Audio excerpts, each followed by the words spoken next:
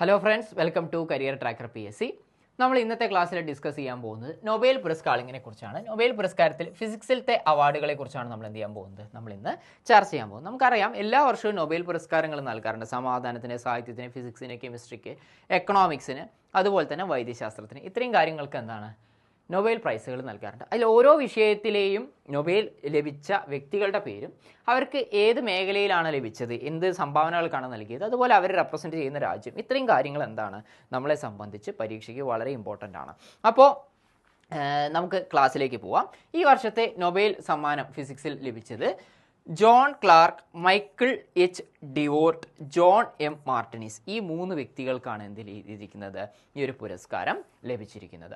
Okay, അപ്പോൾ ഇവരുടെ പേരുകൾ ഓർത്ത് വയ്ക്കാൻ കുറച്ച് പ്രയാസം ഉണ്ടാവും. John Clarke, Michael H Devoret, John M Martinis. അപ്പോൾ ആ പേര് ഓർത്ത് വെക്കാനുള്ള ഒരു ചെറിയ കോഡ് ഞാൻ എന്ത് ചെയ്യാം, ഞാൻ ഒന്ന് പറഞ്ഞുതരാം. നിങ്ങൾക്ക് കോഡുകൾ ഉണ്ടെന്നുണ്ടെങ്കിൽ നിങ്ങൾക്ക് താഴെ കമൻറ്റ് സെക്ഷനുകളിൽ പോസ്റ്റ് ചെയ്യാം. പരമാവധി ഈ പേരുകൾ ഓർത്ത് വയ്ക്കാൻ ശ്രമിക്കുക. ഇനി കോഡ് വെച്ചിട്ട് കണക്ട് ചെയ്യണം എന്നുള്ളവർക്ക് വേണ്ടി മാത്രമാണ് ഈ കോഡ് പറയുന്നത്. അപ്പോൾ ഇവിടെ അപ്പോൾ ഞാൻ എന്ത് ചെയ്യാണ്, ഞാൻ ക്ലാർക്കിനെ വിളിക്കുകയാണ്. ക്ലാർക്കേ ഡൈവ്, ക്ലാർക്കിനെ വിളിക്കുമ്പോൾ ക്ലാർക്ക് എന്നവിടെ വന്നു. ഡൈവ് ചെയ്യാൻ, ഡെവോർട്ട്, ഡൈവ് ചെയ്യാൻ. നമ്മൾ കുളത്തിൽ സ്വിമ്മിംഗ് പൂളിലൊക്കെ പോയിട്ട് ഡൈവ് ചെയ്യാറുണ്ടല്ലോ. വായോ, മാർട്ടിനെയും കൂട്ടി. ക്ലാർക്കേ ഡൈവ് ചെയ്യാൻ വായോ, മാർട്ടിനെയും കൂട്ടി. എന്തിനാ? ഡൈവ് ചെയ്ത് സ്വിമ്മിംഗ് ഒക്കെ ചെയ്താൽ നമ്മളുടെ എന്ത് കൂടും, നമ്മളുടെ ഫിസിക്ക് കൂടും അല്ലേ, നമ്മളുടെ നല്ല സ്ട്രെങ്ത് ആവും, ഫിസിക്ക് കൂടും. അപ്പോൾ ഫിസിക്ക് കൂട്ടാനായിട്ട് ക്ലാർക്കേ ഡൈവ് ചെയ്യാൻ വായോ, മാർട്ടിനെയും കൂട്ടി, ഫിസിക്ക് കൂട്ടാൻ വേണ്ടിയിട്ട്. ഓക്കെ, അപ്പോൾ ഈ ഒരു സെൻറ്റൻസിൽ നിന്ന് നിങ്ങൾക്ക് ഈ 3 പേരുകൾ കണക്ട് ചെയ്യാൻ പറ്റണം. John Clarke, Michael H Devoret, John M Martinis, physics എന്നുള്ളത്. വിഷയം ഇമ്പോർട്ടൻ്റ് ആണ്, കാരണം ഡയറക്റ്റ് അങ്ങനെ ചോദ്യം വരാറുണ്ട്. താഴെ പറയുന്നതിൽ ഏതെല്ലാം വ്യക്തികൾക്കാണ് ഫിസിക്സിൽ നൊബേൽ സമ്മാനം ലഭിച്ചതെന്ന് പറഞ്ഞാൽ ഈ പേരറിയാതെ നമുക്ക് ഒരു രക്ഷയുണ്ടാവില്ല. അപ്പോൾ John Clarke, Michael H Devoret, John M Martinis. അപ്പോൾ എന്താണ്, ഏത് വിഷയം ആർക്കാണ് എന്നുള്ളത് നമ്മൾ എന്ത് ചെയ്തു, നമ്മൾ പഠിച്ചു. ഇനി എന്തിനാണ് ഇവർക്ക് ഇത് നൽകിയതെന്ന് ചോദിച്ചാൽ, for the discovery of macroscopic quantum mechanical tunnelling and energy quantisation in N electrical circuit. ഞാൻ അടുത്ത സ്ലൈഡിൽ ഡീറ്റെയിൽ ആയിട്ട് ഇതിനെക്കുറിച്ച് പറയുന്നുണ്ട്, ഞാൻ പറഞ്ഞു തരാം. ഓക്കെ, അപ്പോൾ ഇത് നൽകുന്ന ഇൻസ്റ്റിറ്റ്യൂട്ട് എന്ന് പറയുന്നത് royal Swedish academy of science ആണ്. ഓരോ നൊബേൽ പ്രൈസ് നൽകുന്നത് ഓരോ സ്ഥാപനങ്ങളാണ്. ഫിസിക്സിലെ നൊബേൽ പ്രൈസ് നൽകുന്നത് royal Swedish academy of science ആണ്.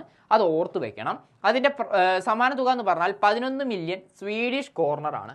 അത് വളരെ ഇമ്പോർട്ടൻ്റ് ആണ്. കഴിഞ്ഞ വർഷം ഒരു PSCക്ക് ചോദിച്ചിരുന്നു, കെമിസ്ട്രിയിൽ കഴിഞ്ഞ വർഷം ഇതേപോലെ 3 പേർക്ക് പുരസ്കാരം നൽകിയിരുന്നു.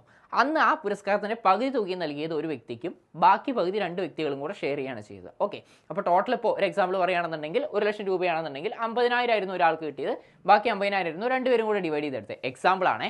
പക്ഷേ ഇവിടെ ഇതിന് അവാർഡ് നൽകുന്നത് എത്രയാണ്? 11 മില്യൺ സ്വീഡിഷ് കോർണറാണ്. ഇവിടെ ഇവർക്ക് അത് ഡിവൈഡ് ചെയ്ത് കൊടുത്തിരിക്കുന്നത് ഈ 3 പേർക്കും ഈക്വൽ ആയിട്ടാണ്. അതൊരു പ്രസ്താവന ചോദ്യമാണ്. ഈ 11 മില്യൺ സ്വീഡിഷ് കോർണർ ഇവർക്ക് 3 പേർക്കും കൂടെയാണ് എന്ത് ചെയ്യുന്നത്, ഡിവൈഡ് ചെയ്ത് കൊടുക്കുന്നത്.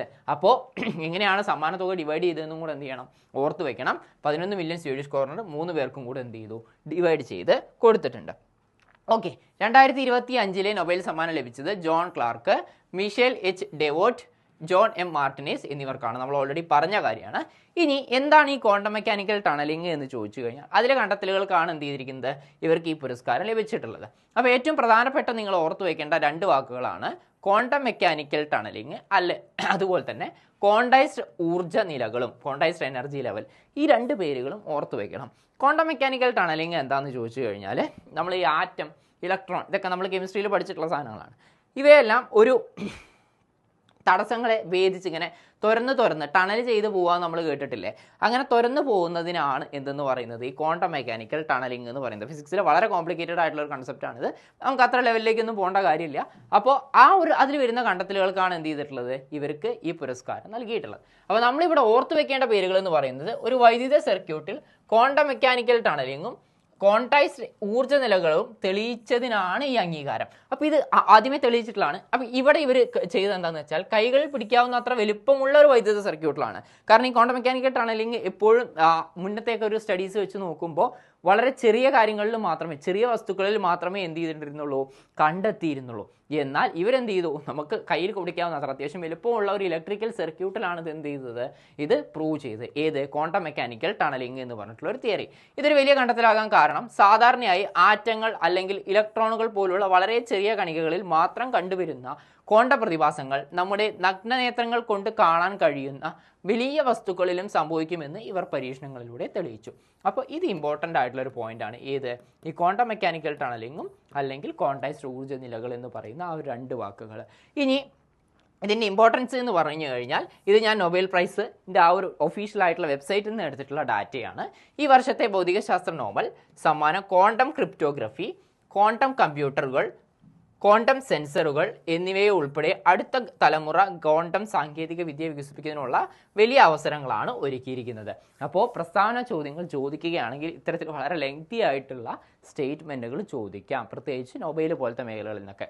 അപ്പോൾ ഇതിൻ്റെ ആപ്ലിക്കേഷൻ എവിടെയൊക്കെയാണ് വരുന്നത്? ക്വാണ്ടം ക്രിപ്റ്റോഗ്രഫിയിലും ക്വാണ്ടം കമ്പ്യൂട്ടറുകളിലും അതുപോലെ ക്വാണ്ടം സെൻസറുകളിലുമാണ് ഇതിൻ്റെ ആപ്ലിക്കേഷൻസ് വരുന്നത്. അപ്പോൾ ശ്രദ്ധിക്കേണ്ട കാര്യം ഇവരുടെ 3 പേര് ഓർത്തു വയ്ക്കണം, അതിൻ്റെ അവാർഡ് തുക ഓർത്തു വയ്ക്കണം, ഈ 2 വാക്കുകളും ഓർത്തു വയ്ക്കണം. ഏത്? ക്വാണ്ടം മെക്കാനിക്കൽ ടണലിങ്ങും അതുപോലെ തന്നെ ക്വാണ്ടൈസ്ഡ് എനർജി ലെവൽസും, പിന്നെ ഇതിൻ്റെ ആപ്ലിക്കേഷനും. ഇത്രയും കാര്യങ്ങളാണ് നമുക്ക് ഫിസിക്സിൻ്റെ ഭാഗത്തു നിന്നും നൊബേലുമായി ബന്ധപ്പെട്ടിട്ട് പഠിക്കാനുള്ളത്. അടുത്തൊരു ക്ലാസ്സിൽ മറ്റൊരു ടോപ്പിക്കുമായിട്ട് നമുക്ക് വീണ്ടും കാണാം. ഓക്കെ.